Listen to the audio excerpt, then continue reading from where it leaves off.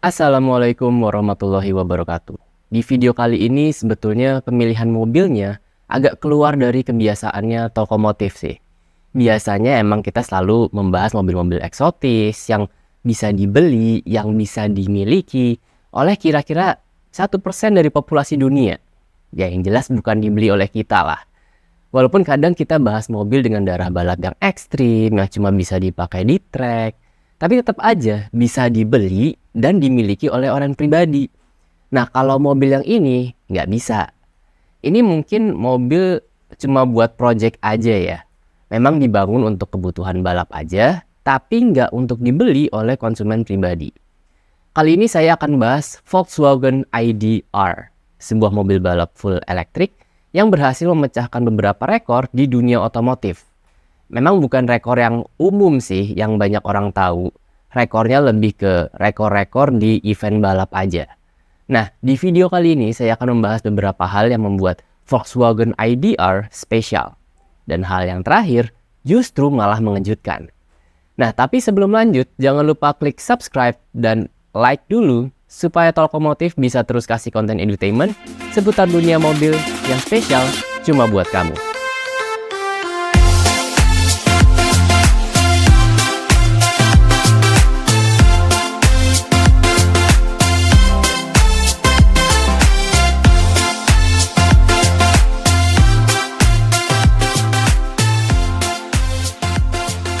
Berdasarkan riset yang saya lakukan, sebetulnya ID.R ini adalah mobil balap yang tidak pernah secara resmi mengikuti ajang balap resmi apapun.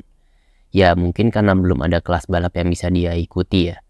ID.R lebih sering terlibat di event-event otomotif, di antaranya Pikes Peak Him, yang mana ID.R berhasil mencatatkan rekor di kedua ajang tersebut.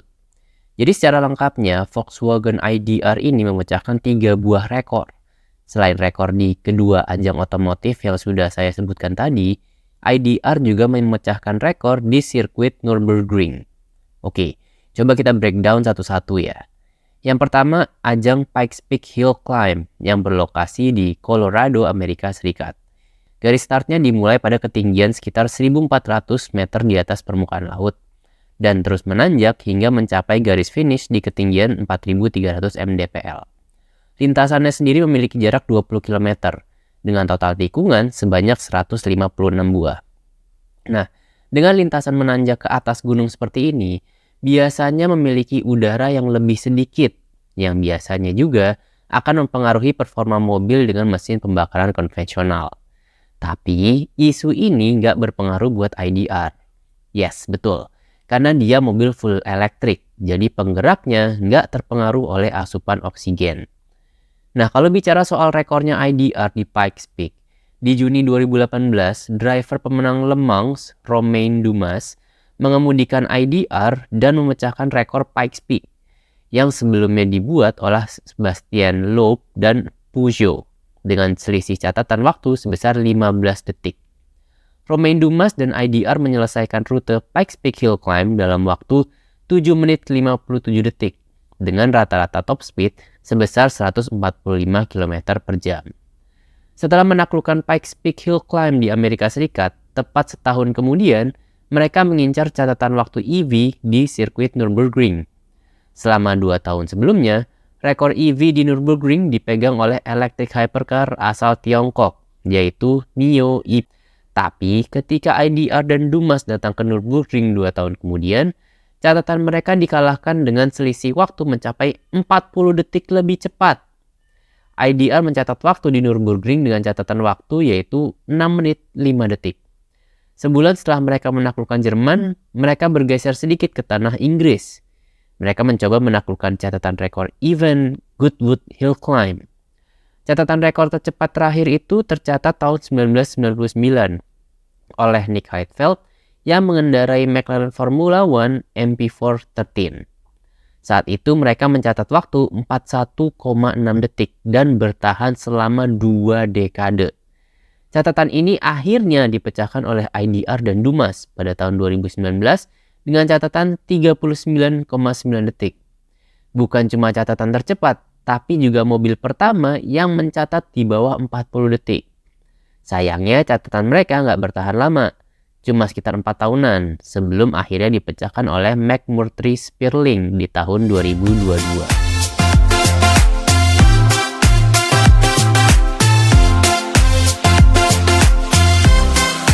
Aspek teknis aeronya IDR cukup kompleks buat saya yang sangat awam. Volkswagen mempersiapkan setup khusus di sektor aeronya cuma untuk event Pikes Peak Hill Climb. Kenapa khusus? Karena karakter treknya seperti yang sudah saya singgung sebelumnya, lokasi trek yang tinggi di atas gunung berarti jumlah udara yang ada juga cenderung lebih tipis atau sedikit. Hal ini rupanya punya pengaruh besar pada aspek aeronya IDR. Jadi kalau berdasarkan sepemahaman saya, berdasarkan riset, kondisi minim udara di dataran tinggi cenderung mempersulit kendaraan untuk menghasilkan downforce. Karena udaranya cuma sedikit, alhasil mereka mengkompensasinya dengan cara memperbesar rear wing-nya untuk mengoptimalkan setiap udara yang ada untuk kebutuhan downforce. Tapi apakah nggak berpengaruh sama speed-nya di jalur lurus? Untungnya, Pikes Peak Hill Climb didominasi oleh tikungan, sehingga mereka nggak pernah benar-benar mencapai top speed-nya IDR selama hill climb. Jadi untuk event ini, mereka memang fokusnya betul-betul ke downforce-nya.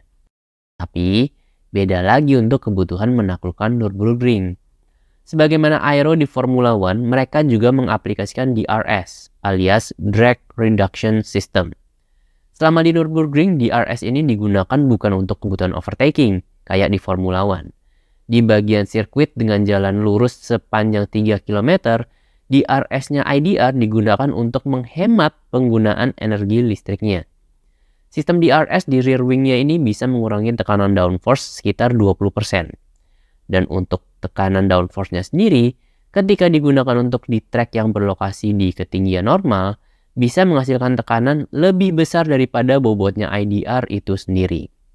Dan secara teori, ketika sebuah mobil bisa memiliki tekanan downforce lebih besar dari bobotnya mobil itu sendiri, maka dia bisa berjalan dengan posisi terbalik di langit-langit.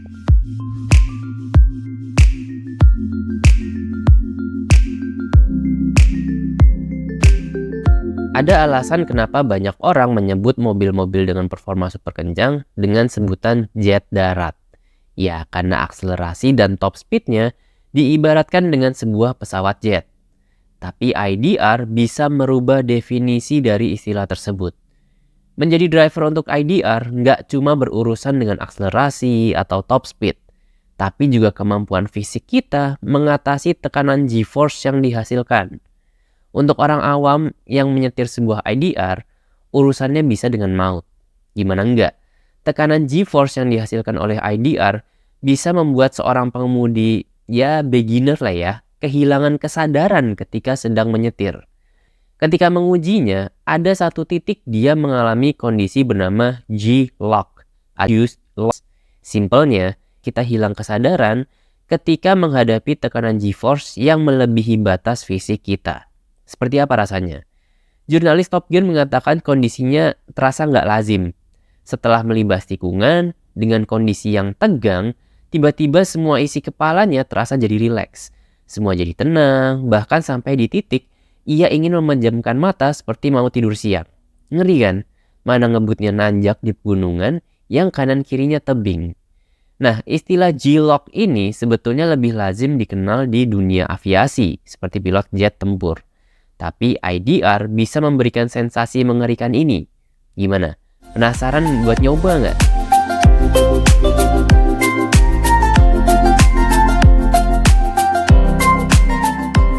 Surprisingly, spesifikasi teknisnya IDR itu relatif biasa aja ya. Bahkan untuk ukuran Pikes Peak, masih banyak mobil lain yang lebih powerful dan lebih ringan. Secara output tenaga, Volkswagen IDR bisa menghasilkan tenaga sebesar 670 horsepower. Bandingkan dengan EV hypercars seperti Rimac Nevera atau Pininfarina Battista yang tenaganya hampir 2000 horsepower. Untuk bobotnya IDR sendiri hanya seberat 1,1 ton.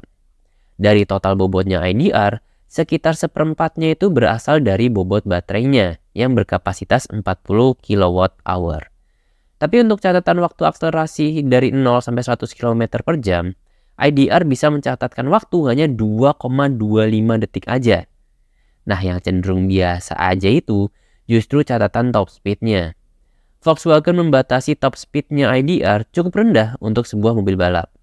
Top speednya IDR dibatasi hanya sekitar 220 km per jam dengan alasan untuk menghemat baterainya.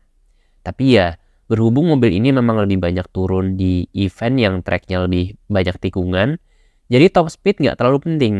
Apalagi dari ketiga event yang rekornya IDR pecahkan, IDR mencatat average speed yang masih di bawah limit top speednya.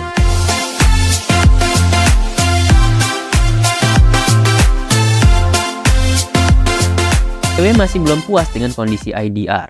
Di medio 2019, mereka mau mengupgrade IDR yang sudah ada ke level yang lebih tinggi lagi. Mereka mau menciptakan IDR versi 2.0 yang bisa mengambil alih semua catatan rekor yang sudah mereka buat sebelumnya. VW membangun IDR Evo. Jadi di versi Evo ini, VW memberikan upgrade yang sangat signifikan di sektor penggerak dan aerodinamikanya. Secara detail, belum ada informasi spesifikasi teknis yang lebih spesifik.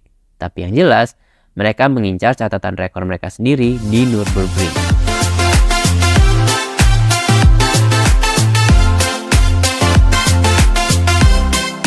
Dengan segala prestasi dan pencapaiannya IDR, ternyata semua harus berakhir pahit. Di akhir tahun 2020, VW memutuskan untuk menutup divisi Volkswagen Motorsport. Divisi yang selama ini bertanggung jawab atas kelahiran IDR. Tapi pertanyaannya, kenapa? Jawabannya, sepertinya berkaitan dengan arah strategis VW sebagai perusahaan.